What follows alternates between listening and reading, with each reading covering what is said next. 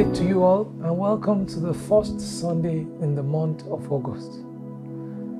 My sermon this morning is titled Sanctified for God's Use. I take my text from 1 Chronicles chapter 29, part of verse 5, which says, "Who is willing to consecrate himself today to the Lord?" Who is willing to consecrate himself today to the Lord? Another way to look at it is sanctification. Sanctification refers to the state or process of being set apart, that is made holy as a vessel full of the Holy Spirit of God. Sanctification is God's will for us, according to 1 Thessalonians chapter 4, verse 3. To sanctify something is to set it apart for God's special use and purpose. To sanctify a person is to make him holy. So you see two things. Sanctification can deal with a thing or a person.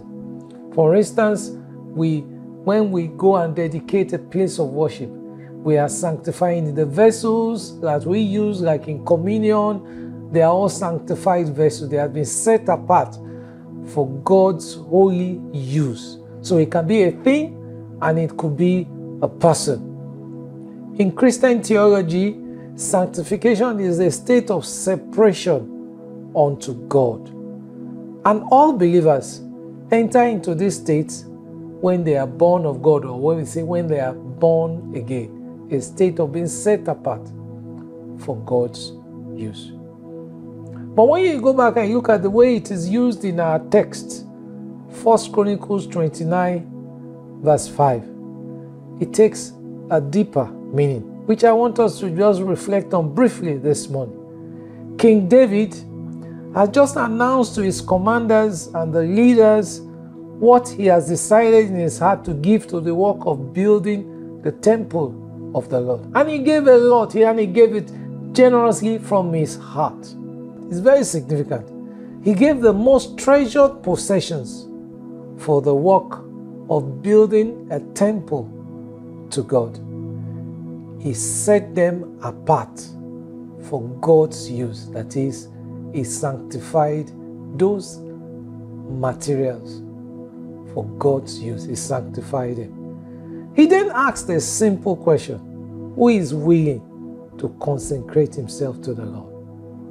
That is, who is willing to also give generously from his heart to the work of God. So we see giving from the heart as a way of consecration or as sanctification, because the items you give willingly, you are sanctifying them for the use in the house of God.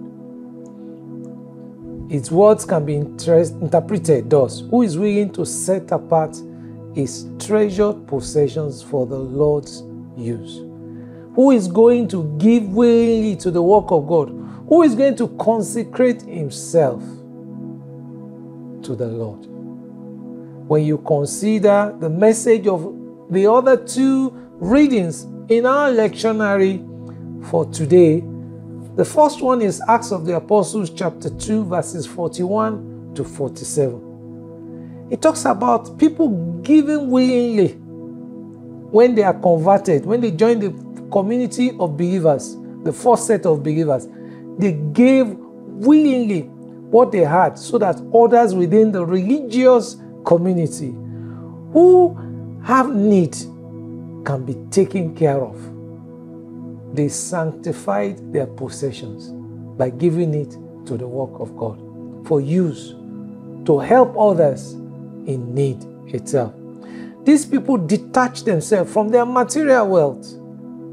When the word of God, which regenerates, touches you deeply, giving your treasured possessions will not be a problem.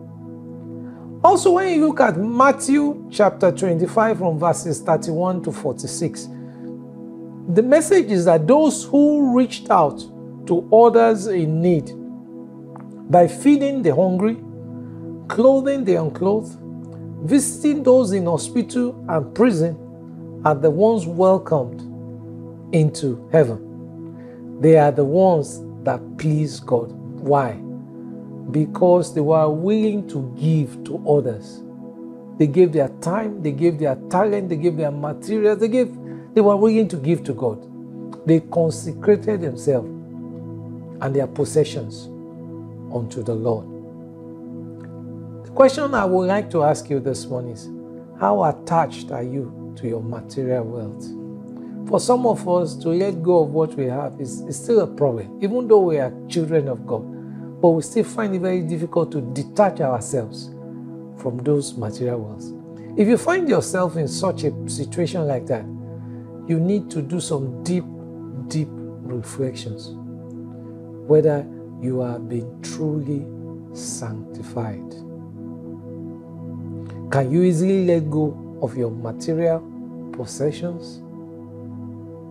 If there is a need for the work of God or for people around you, are you ready to sacrificially give towards that work? For most of us who call ourselves Christians, this is a hard topic. This is the kind of topic we don't even want the man of God to preach or to talk about. From Matthew 25:31 following, we see that there is a reward for generosity. Also from 1 Chronicles 29:5, we can conclude that being generous is an act of sanctification. Do you want to claim this reward for generosity? Do you want to be truly sanctified? If you claim to be sanctified and yet you are stingy, you may need to re-examine yourself. Stinginess may put a question mark on your sanctification. This morning, are you willing to consecrate yourself by releasing part of the blessings God has blessed you with, like David did willingly? I want to encourage you to practice this by giving generously, even today in your local church at the service. Start from there and make a conscious effort to be a giver, to give out. As you do it, you are also sanctifying yourself, and the Lord will accept your offering, and the Lord will bless you, the Lord will accept you, and the Lord will reward you even as you do this. In Jesus' name, amen. God bless you.